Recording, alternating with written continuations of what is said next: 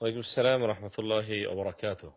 ওহির পথ গ্রুপে আমাদের সম্মানিত মোশাররফ ভাই রিয়াদ থেকে জানতে চেয়েছেন যে আমি হালাকা বা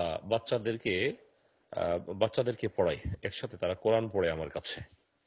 তো এর মতো অবস্থায় তারা সেজদার আয়াতগুলো বারবার পড়তে থাকেন। এই ক্ষেত্রে আমার করণীয় কি হবে?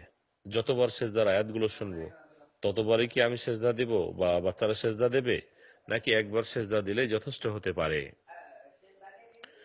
সম্মানিত দিনী ভাই, প্রথমে আমরা বলবো তেলাওয়াত ও সেজদা যেটা দেওয়া হয়, এই সেজদা সম্পর্কে আমাদের সঠিক বিধান জানতে হবে।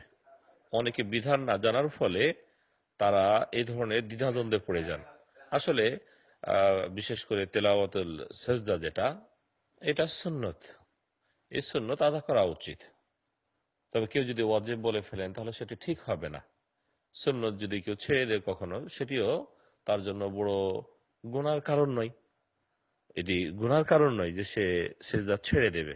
এজন্য আমরা যখন সিজদার আয়াত পড়ব, যদি সম্ভব হয় আমরা সেজদা দেব, যদি সম্ভব না হয় তো সেজদা দেব না। এটি আমাদের হতে হবে।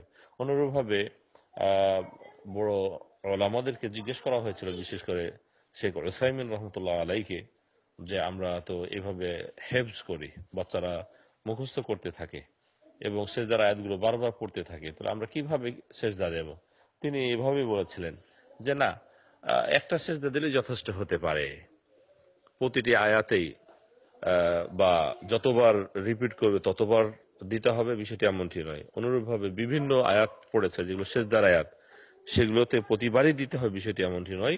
বরং একটা দিলে যথেষ্ট হবে। আর বিষয়টা যেহেতু সুন্নত, এই সুন্নত হিসেবে আমাদেরকে জানতে হবে এবং মানতে হবে। সাথে সাথে তিনি দলিল পেশ করেছেন। উমর রাদিয়াল্লাহু তাআলা আনহু, তিনি খুতবা দিচ্ছিলেন, সেজদার আয়াত এসেছে, তিনি নেমে একবার সেজদা দিলেন। অনুরূপভাবে আবারও তিনি খুতবা দিচ্ছেন, কোন এক খুতবাতে সেজদার আয়াত এসেছে, তিনি নামেননি এবং সেজদাও দেননি। অতএব আমরা এভাবেই সুন্নত মনে করে বিষয়টি যদি এভাবে আমরা আহ আদা করি তাহলে ইনশাআল্লাহ যথেষ্ট হতে পারে। আল্লাহ তাআলা।